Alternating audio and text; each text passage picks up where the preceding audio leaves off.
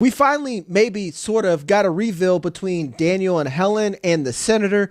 Knox and Shirley, they're knoxed up. We're discussing all that and more in a brand new episode of Unbinged, starting now.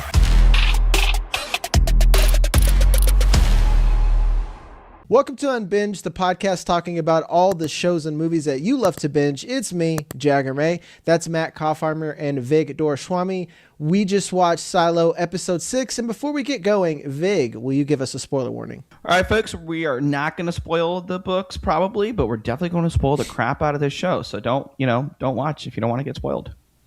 Big ask coming from me. I'm dying to spoil it.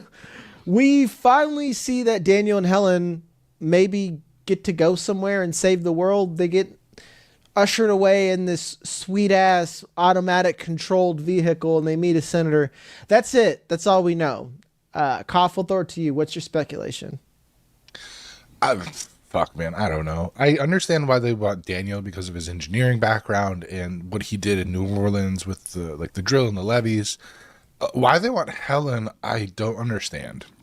She's a failed journalist. Yeah, she had integrity, and we find her backstory about she uncovered this drug addiction amongst staffers and possibly the Speaker of the House, and she tanked her own career to save or in penance of a source she accidentally burned.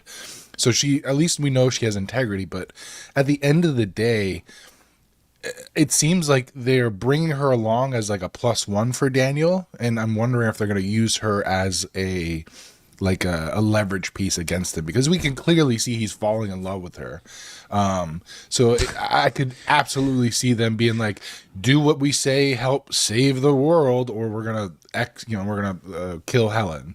But otherwise, she seems like a kind of a waste of a character, other than to be a compelling piece for Daniel. Yeah, and I'm not calling journalism snitching, but for their perspective, she's very much against what they want. Yeah. I was like, cool, man. You want a job? You can do nothing but snitch, and you can't help us. And it's actually the whole nature of who you are as a being. But come look at this cool bunker, nigga. Let's go. It seems kind of nuts to me, but I don't know. Vig, where are you at? I mean, same idea, same what Koff said. I'm not entirely sure where they're going with this. Maybe to get some more leverage, there's got to be some knocking her up action too, just like how Shirley got knocked up. That's what they seem to be using, right? Pregnancy is used throughout this show as sort of this recurring almost theme and a weapon almost, and weaponizing it. So that makes sense. But also, they're just worried. If you loop her in, maybe she realizes why she can't write about it, and maybe they don't have to offer. I'm not sure. That's the other simplistic answer. But these guys don't care. If they wanted to offer, they would offer. So we'll see. It's got to be deeper than that. But that's the other alternative reason that she's brought along, or she knows too much. So makes sense to keep her in and try to show her why they're not bad people. I think ultimately all villains believe, right, that they're not bad people, and that maybe they have this higher, we're going to save the world, right? That's how they ended the episode. We're going to save the world, even though we're probably going to kill everyone in doing it. We're going to save some of the world, whatever that nonsense is going to be. And I think that's what they're trying to do. Whenever you see someone like, okay, you're going to kidnap me, and you're like, you won't save the world. Exactly. You just know it's going to be bad. It's not a good idea what they're going to do to save the world. First, I would be like, okay, I didn't know there was a problem. 2, who asked you to solve it? 3, maybe send an email of like, do you want to come for tea? And then you can do the cloak and dagger shit. And maybe there's an explanation. Maybe there's, because they were digging themselves. To play devil's advocate, that one creepy white old dude had kind of surreptitiously been inviting them to collaborate, and then this is like a last-ditch effort. So I will give the show that they have kind of given them avenues to explore this before going with the failsafe. However, that drive was I wanted to fast forward through every single one of those scenes, because I don't care about Helen and Daniel's relationship and them falling in love. I just don't care. I don't see the chemistry between them, and I don't see the point. Like, why give us a love story at this point in the story? Like, if we're doing flashbacks, unless it's going to inform why or how they build the silos in the future. Yeah, I'm talking to you guys who have commented. They're like, it's not. Guys, we watch so many fucking shows. I don't need you to explain to me that this isn't an action show. I've read the books. I watch TV all the time. I study writing. I'm going to flip this back onto you guys.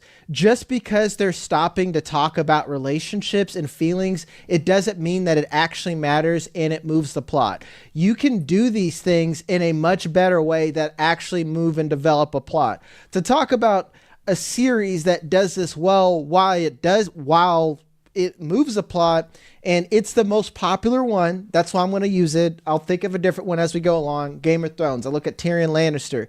We talk about those moments and feelings and how they move a plot. We see Tyrion kill his dad. That makes sense. All the things and why he moves and has these moments of feeling and emotion. Those are plot movers. Jon Snow, his relationship with the Starks, that's a plot mover. Helen and Daniel, it feels like a plot slowdown because I do not care about them. I cared about Tyrion and Jon Snow much earlier. I need them to make me care before I get a lot of this backstory. I'd even argue now, Knox and Shirley, I do not care about their plotline. I care about them more than Daniel and Helen. That's to give you perspective in here. And I think sometimes if you don't, depending on what you watch or maybe your taste, I'm not judging that you're willing to accept a lot of distraction. I am not, because there's a lot of TV for me to watch. We'll talk about this more. I'll go to you first, Koff. Before we do that, make sure to hit the like, subscribe button. And if you're on your mobile device, hit the hype. And we have a lot of shows that are coming up right now. We have Ted Lasso that just started. None of you guys are watching that. You should fix it.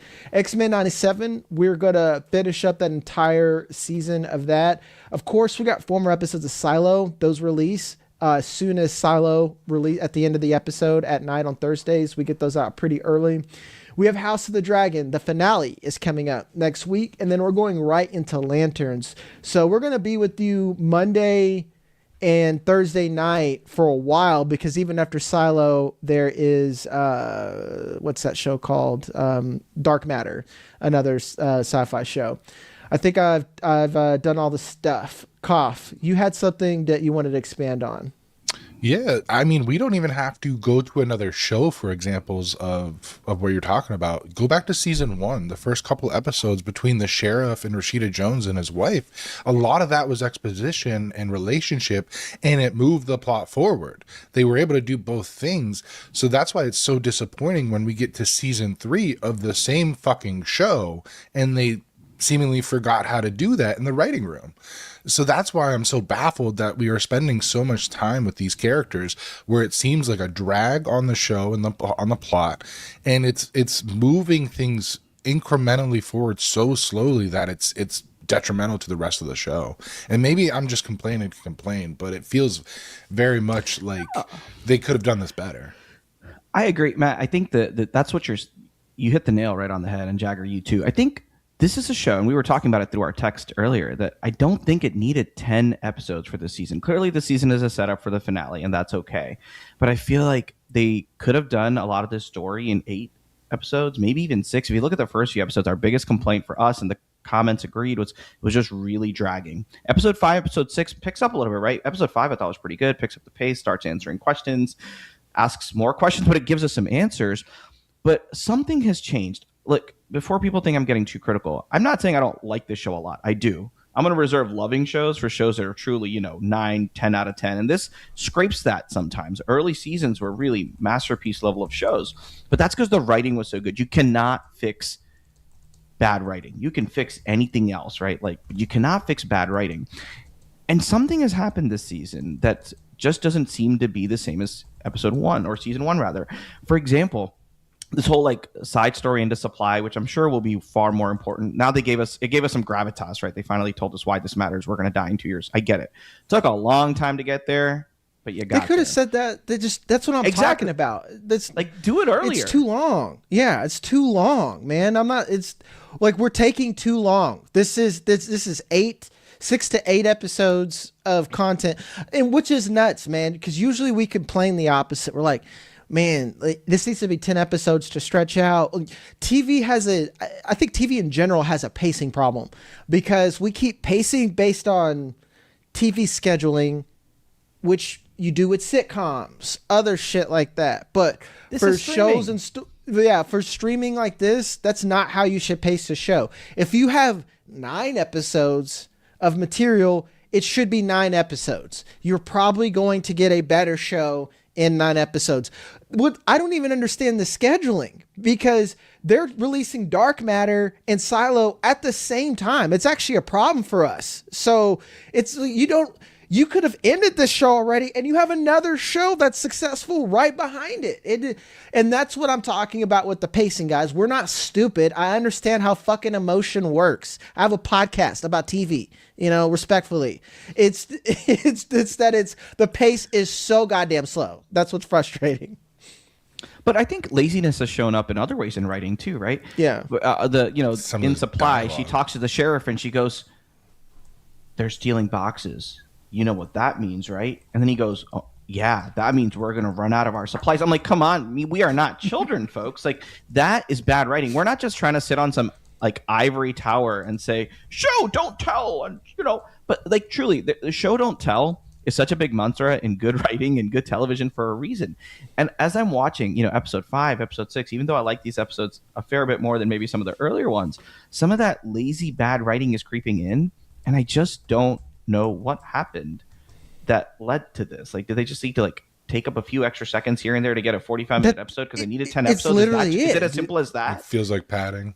Yeah, it's all padding. Yeah, it's like when you're just stalling for time. Are we getting filibustered by TV now? That's what it feels like. We're going to take a look at some other areas that's actually in the silo, I guess. Let's go talk about the underground resistance as a whole in here. And because Jules straight up took a back seat again, which again, I somewhat understand. I'm not complaining. The underground resistance matters more. Kyle discovers lines in IT and mechanical. So we have multiple fires now where, clearly the voice or whoever can hit the bloop. I'm assuming it's a button. Maybe it's a lever. Maybe it's a couple of clicks and you turn off a silo. Maybe it's one of those wheel things. You got to spin it. Oh, yeah. You spin it. Yeah. Open the valve. I actually want a wheel like Wheel of Fortune where you're just like, or like whammy. Yeah.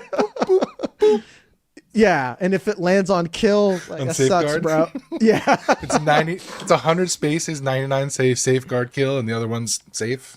Safe, yeah. And you're just hoping that you hit the one slice. But we know that that's there. We know that Silo 17 was taken out by that. Now we got the 2-year rule. We got 2 Glenda Harwoods. I don't know if I can handle another mystery, guys. Are we thinking twins? Are they all the same mystery, just deceivingly wrapped up in different packages? Probably. Yeah. Right. Yeah, I think, we've been complaining for a while that clearly people have figured out ways to get between floors that isn't down a central set of stairs. Very obvious. I think that's what this is, right? I don't think there's 2 Glenda Harwoods. They just had to show us that there's a quick way for her to get from point A to point B. But twins would be terribly lazy Secret writing. Twins? Secret. But it could be done well. It could be done well. It could be done well. Yeah, There's actually I'm 6 gonna play Glendas. What's that movie? Something Happened on Monday. I watched that. I actually had hope that a straight to Netflix movie was gonna be good. The movie was ass, dude. But actually, same plot line though is what I'm getting at, and I'm gonna give them credit. This actually could be cool because they manage population in the silo. What happens if you allow someone to get pregnant and they have twins? Is there a rule? Is there a rule in the pact for that? Do you what is it like Eumus from the Odyssey? You just like yeet one over the oops, sorry baby, you got to go clean. Yeah, I mean the other thing it seems like is you have the mines as a punishment, but then we find out with Anthony and the Sim storyline that supply is a punishment too. So if you get caught stealing in school, even at 9 years old, and you get expelled, you got to go to supply. Which, why would you send thieves to supply? Maybe that's the start of their problem. Is they're sending all the fucking thieves to supply. I think that's what you tell a kid, dude. That's just a threat. You can't threaten a kid with the mines, right? You threaten a kid with something gentle. It's like the juvie. You're not going to send them straight but why to, like, would you send them to critical, like where the things that you need the silo to survive? Regular supply. There's reasons for that. You kind of show them the importance of supply in the world. It was whatever. Send I them thought to that the as a throwaway. farms. Hard labor is more likely. Like, why would you send them you're getting to skin supply? cancer, buddy? I mean, you're getting skin cancer. I do think that finally maybe the storyline that, I'll be honest, I wasn't as interested in before because they just did not do a good job of it. It really dragged, is the Camille Rob sort of storyline. I think obviously they've shown us a lot about Common. I keep calling him Common Sims. Having had all of this stuff from the start, like saving Bernard and doing all these things. But there's a line earlier in the show where they talk about whatever we do, we do it together or not at all on something else. I still want to think that Camille is trying to play the algorithm a little bit. I think that theory of mine has failed. Let me know what y'all think, because she said the vitamin D has been in the system for at least 2 hours already. Maybe it's a lie. Maybe it's not really there. Maybe she's continuing the lie, but I feel like the algorithm voice is not entirely omnipresent and all-knowing as we may think it is, and maybe they're playing that to their advantage. Yeah, who knows? It's definitely not omnipotent. Like, you can tell that it has blind spots. It doesn't know some things, especially when we hear like it doesn't know if there's children or not in 17. Mm-hmm. I don't know. That might be a lie, dude. It knows. There's no way it doesn't know. It might. That's probably a lie. But possibly. I don't think. But this episode, especially, I was completely off on Camille as a character. I'm like, she's kind of a wet blanket. This episode brought me back in. I was like, we got some really genuine moments from her, especially when she has that mini breakdown where she's like, I'm failing as a mother, as a wife, as a leader. Head of IT. The algorithm, and the algorithm, or the voice, whatever you want to call it, gives her that little pep talk to be like, hey, you are capable. Like, you were chosen for a reason. And she got back on her little high horse. So I thought that was very well done this episode. I know we've been complaining about a lot of the failures from this episode, but I think that was one of its strongest points. Going back to your point of that relationship started to feel stale, and they gave us a really nice moment with Anthony, with Rob Sims, with Camille, and then having Camille have that breakdown later, and then having her swing back to full villain mode when you get the reveal of, I already introduced it into the water supply 2 hours ago. She pulled her Ozymandias stick out and just laid it on the table. Mm-hmm. Yeah. I'm not some comic book villain. Rorschach. Thank you. Yeah, I didn't have words of affirmation from the voice on my bingo card for this show, but here we are. Positive reinforcement. Yeah. Mm-hmm. And Camille's just confusing for me because you're right, and she's definitely not a wet blanket of a character. I don't understand her motivations. This isn't a complaint. Like, maybe we'll get there. I just genuinely don't understand. She's just so in a hurry to wipe everyone's memory. Like, she's Tommy Lee Jones and Men in Black. She's just like, bloop, like ready to just fucking blank it out. And I'm wondering if this is her wanting to give herself relief. Like a fresh start for herself too. Yeah, like, fuck it. If I wipe everyone's memory, Rob won't be mad at me. There won't be pressures of being a mom anymore, or maybe I can start over and be a mom a different way. I don't know. Like, things are, there's like options and shit like that. I just don't get it, because you would think she would be closer to Rob, and honestly, cold-blooded motherfucker, dude, that I've seen, and we know why. This is why I get the emotion part. I understand why Rob's the way he is now. He got a taste of his own medicine, realized it fucking sucked, and now he's like, well, man, I was awful. And I think Camille needs that moment, but you would think she would already been having that moment time after time again, and at the same time, she does have the pressure that Rob never had. Rob had that Bernard-shaped buffer between him and the algo, right?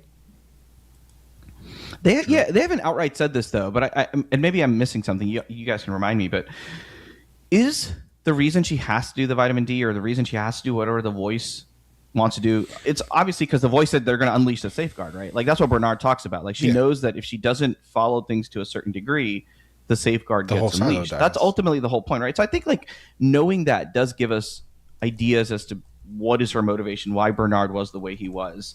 And we can see it, right? We see the change in Bernard's character when he hears from Jules. It doesn't have to be that way, right? and that's when he changes everything. So I think that makes sense. So I think that is the big plot line. We got to see, what do they do? They're going to, obviously Lucas and Kennedy aren't even supposed to get out. We heard the voice say that. So I do want to see what happens with that. I think that's a storyline I'm interested in. I just need these other little threads to kind of converge back into the main storyline. And I'm trying to think of ways they do that. So quick question for you guys, and maybe I'm looking into this too much. Clearly our goal has a Pez dispenser, and obviously it's the same Pez dispenser that's going to make itself all the way over into our silo. It's a special Pez dispenser. But I do wonder, the watch that George had that they keep talking about and the artifact of that watch, is it the same watch that Daniel's wearing earlier? I had to go back and pause it for a second. I'm like, this could be. So I wonder really, is there a bigger connection with Daniel and Helen with our specific silo? We know the Pez dispenser has to be the same one. That makes no sense. But the watch has me thinking that it might be the same thing there too. So they do drop little nuggets here and there for the theory people who really want to go into it and try to figure out what's going on with the show. So that's what I'm wondering is happening there. But I don't know. Did y'all notice anything else like that might tie into our current timeline a little more tightly? I mean, I'm going to Pez sound terrible. Sure. Yeah. Mm-hmm. The Pez, I get it. The watch thing, they don't need to do that, man. That's some Disney ass MCU Once Upon a Time bullshit where they're like, it all connects. It doesn't need to do that, man. I need Daniel to be connected to the built creation of the silo. It could happen. I'm not going to be mad if it happens, but if it's kind of like if you wasted your time and you gave me my dinner 30 minutes late and you're like, but I gave you a garnish. I'm like, what? Like you spent 30 minutes on a fucking garnish? I'm going to be upset. That's where I'm at with that. It's like, does it actually land? Does it matter?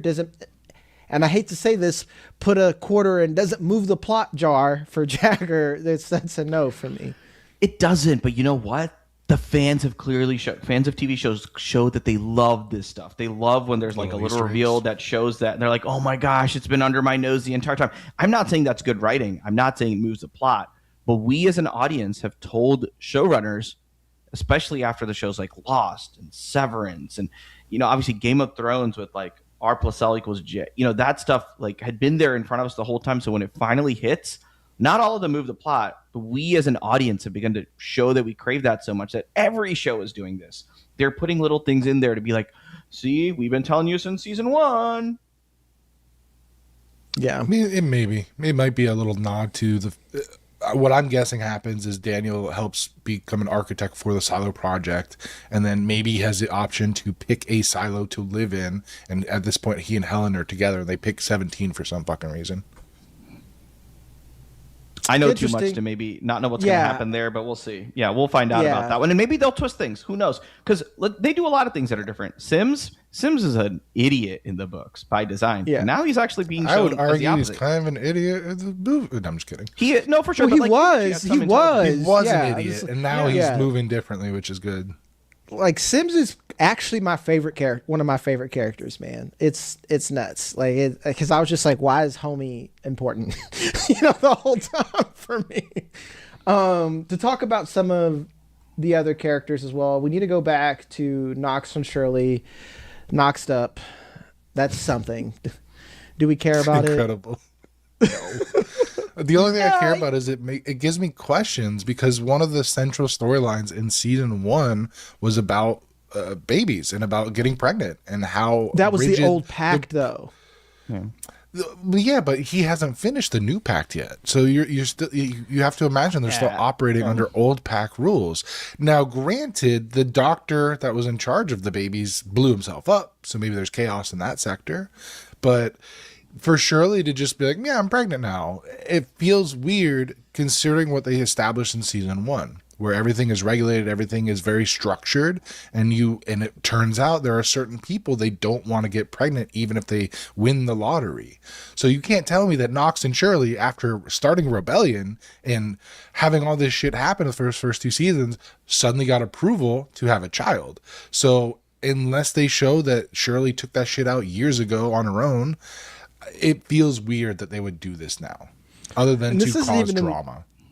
This isn't even in the books. I do know that this is just how like IUDs work in our current world. Like maybe, obviously they probably have to take physicals every so often, and maybe hers is like out of juice. They gotta like charge it up, fill it up with anti-baby again. You know, Look, I think you're looking into we it have a too much. doctor. Good thing we have a doctor on the show that can answer this. You for know, us. I think you're looking into it too much, Cop Hammer. Like, I get it, you know, but the whole show has sort then of that's bad writing. gotten away writing, from some of its roots. Like, so much of the books and even early parts of the show were about this structure of the silo and the way the silo works, right? But it's just like Game of Thrones. Game of Thrones had us going from like one part of an island to another part within like a day when it used to be like 7 months of travel. It's the same thing. We're supposed to take days to traverse the floors, and yet seemingly everyone's traversing the gap all the time, even though that's, you know, nowhere near either end of it. So I think you got to suspend some disbelief here.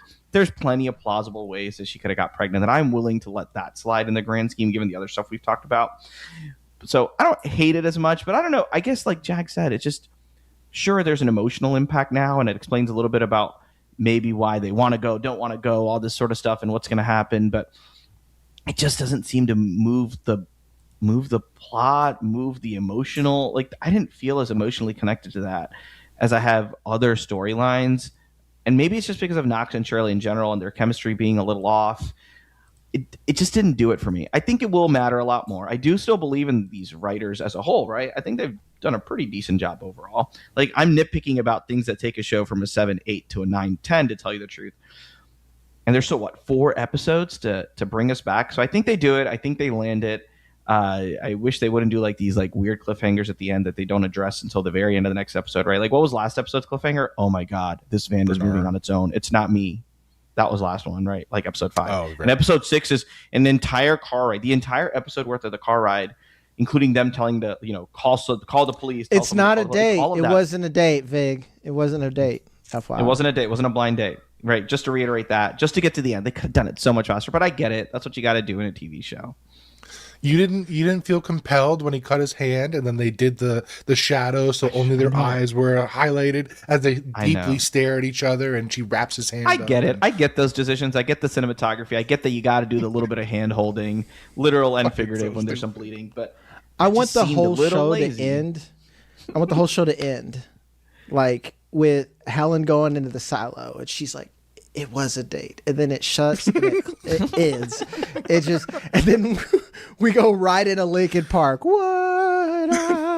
know Helen goes into the silo, right? Did I misremember seeing that from one of like the trailers? I don't watch a lot of trailers and teasers, but I think I caught a glimpse. I of don't one think where, we know that at all, man. Okay, maybe I'm making that up. Maybe we got to go back and look at it. But I think we see a glimpse of like Helen walking into a silo. So I think that happens. We know that happens. We just got to see how it happens now.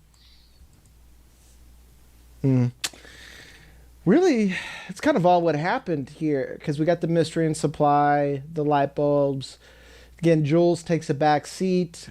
I guess there's Lucas and Kennedy that we got to get to. They are going out to die. Yeah. How is the algorithm going to kill him? Is he going to? So is it just hoping that their suits fail, which Juliet proved isn't always a thing? Nuke them. Like, you can nuke them. Right, just burn them up as soon as they go. Right, Camille opens the door. Camille controls the door. The algorithm can light them on fire. Who knows? Drone strike his ass. Boom. Honestly. All right, here's an emotional thing that I think you use the old ways. Yeah. Clearly, everybody felt really, really bad that Knox found out that his dad died. Right. Oh, I don't fucking care about believe that that at all. for a second. Exactly.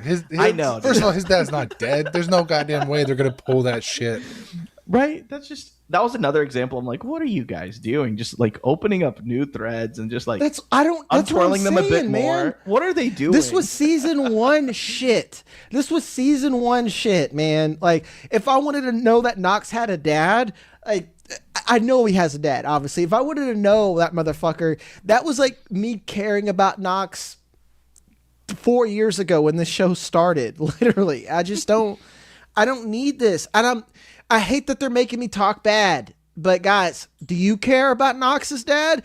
Did you pop on episode 6? You're like, fuck, man. You know, Knox got them daddy issues. I hope they unpack that. You know, I never thought. I think this might this might be the first time we've ever heard of his father. And it's like we get the little tidbit in the beginning with Billings where he pops off on Billings for no goddamn, and we're like, okay, clearly this is a sensitive subject. And then we get the whole backstory in the same episode, and then we get the reveal that, oh, your dad died 2 years ago. What the fuck is the point? If you're gonna do this, I know we've been complaining about pacing, but this is one of those examples where they seem to give us too much too quickly, and it's like, what are we doing? I love the way they treat Mechanical like Long Island or Boston. It's like everyone is just so aggressive for no reason. Poor. Yeah, they're ready to fight for no reason. It's like, hey man, your dad, he's involved in a massive conspiracy, and we all know that we're about to die soon. This seems important. Fuck What'd you say? Yeah. Don't talk about my daddy. Yeah. Why, you think you better than me or what? They're just the belters from The Expanse, down to like their tattoos. They're straight up the belters from The Expanse. That's all this is, all over again. It's really frustrating. Book Knox was just a gruff dude. Like, meaning that he was like Ron Swanson, essentially, where he said 4 words, had an idea, people listened to him. Shirley and him just being these angry little people that are around for some reason. I don't. Can't wait to see how that kid turns out. Yeah, definitely well adjusted. Yeah, that kid is a plant in an angry home. You're gonna wilt, buddy. I'm sorry. Get ready to learn therapy, man. or get ready to go to supply. Yeah, you just his destinations are: do you want to be a supply thief or a mechanical crash out? Those are your 2 options. I guess there's the mines. There's always the mines, which is jail for our silo residents. I think that wraps it up. I am excited for us. I hope now these last 4 episodes we just stick with the meat and potatoes that we like. I want to see Daniel and Helen talk about problems. I do not care if it was a date or not. I don't care. You know what I want? I want them to have sex off screen, and then they do the whole button up and fix their hair shit like a sitcom, and then we kind of move on. I'm like, thank God. Now we can shove past this. Anything before we go, Vig? No, man, I think I just want the viewers to know that, like, I don't hate the show. I know we're criticizing a lot, but it comes from a place of love. When we hate shows, we stop recording episodes about them, right? We just stop. We do like Cape Fear. So I still like this show. I want to love this show, and so I want them to do better and be better because they've shown us they have that quality. 4 episodes, I think they bring it in. I think they land this and give us a good, nice ending before the final season. I hope I'm right. The only question Coffhammer does not trust them to do it. Yeah. The only question I have for you is, do you think somebody in Iran is actually driving this thing? Probably not. I don't think so. I think this is all. The pact would be, I feel like, a lot more Muslim. Sharia? Yeah, like I feel like there's just not enough religion. There's arguably not enough religion to be. There's too many uncovered women walking around. Yeah. Yeah. Well, there's arguably not enough religion to be made by America, right? Like, especially Southern Congressman Thurman. In the book, she's they're a Democrat. What we need to do is mix The Handmaid's Tale with Silo and create something new. The Silo Maid's Tale. There you go. That's where it is. Juliet is a lonely breeder in Mechanical. I didn't like that. I hate this. I don't like where this is going. Yeah, we're gonna go, guys. I'm gonna wrap it up right there. That was a recap of episode 6 of Silo. Make sure to like, subscribe. I forgot to mention, we're an audio podcast as well. So all you guys that are on Spotify, Apple, etc., make sure that you give us 5 stars, all this stuff.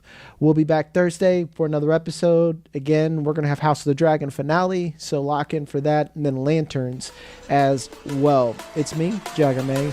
That's Matt Coughlin and Victor Swanee. Love you guys, and I'll see you next time.